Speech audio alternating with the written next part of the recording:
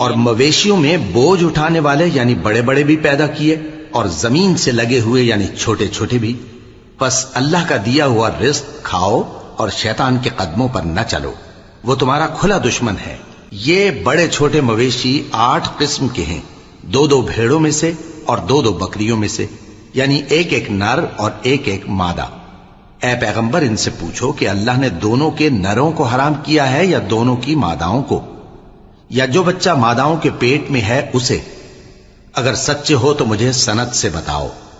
اور 2 اونٹوں میں سے اور 2 گایوں میں سے، ان کے بارے میں بھی ان سے پوچھو کہ اللہ نے دونوں کے نروں کو حرام کیا ہے یا دونوں کی ماداؤں کو، یا جو بچہ ماداؤں کے پیٹ میں ہے اس کو؟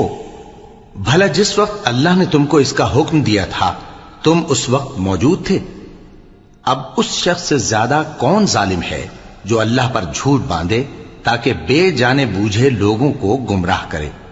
کچھ شک نہیں کہ اللہ ظالم لوگوں کو ہدایت نہیں دیتا۔ کہو کہ جو احکام مجھ پر نازل ہوئے ہیں میں ان میں کوئی چیز جسے کھانے والا کھائے حرام نہیں پاتا، بجز اس کے کہ وہ مرا ہوا جانور ہو یا بہتا لہو یا سور کا گوشت، کہ یہ سب ناپاک ہیں، یا کوئی گناہ کی چیز ہو کہ اس پر اللہ کے سوا کسی اور کا نام لیا گیا ہو۔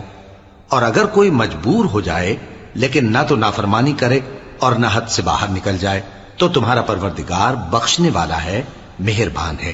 اور یہودیوں پر ہم نے سب ناخن والے جانور حرام کر دیے تھے، اور گایوں اور بھیڑ بکریوں سے ان کی چربی ان پر حرام کر دی تھی، سوائے اس کے جو ان کی پیٹھ پر لگی ہو یا آنتوں میں لگی ہو یا ہڈی سے ملی ہو۔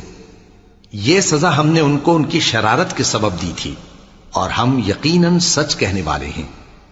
اب اگر یہ لوگ تمہاری تکذیب کریں تو اے پیغمبر کہہ دو تمہارا پروردگار بڑی رحمت والا ہے، اور اس کا عذاب بھی گناہگار لوگوں سے نہیں ٹلے گا۔ جو لوگ شرک کرتے ہیں وہ کہیں گے کہ اگر اللہ چاہتا تو ہم شرک نہ کرتے، اور نہ ہمارے باپ دادا شرک کرتے، اور نہ ہم کسی چیز کو حرام ٹھہراتے۔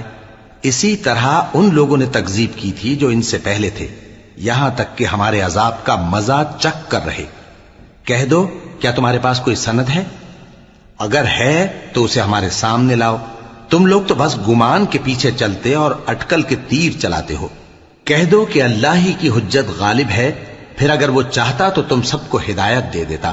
کہو کہ اپنے گواہوں کو لاؤ جو بتائیں کہ اللہ نے یہ چیزیں حرام کی ہیں، پھر اگر وہ آ کر گواہی دیں تو تم ان کے ساتھ گواہی نہ دینا، اور نہ ان کی خواہشوں کی پیروی کرنا جو ہماری آیتوں کو جھٹلاتے ہیں اور جو آخرت پر ایمان نہیں لاتے، اور بتوں کو اپنے پروردگار کے برابر ٹھہراتے ہیں۔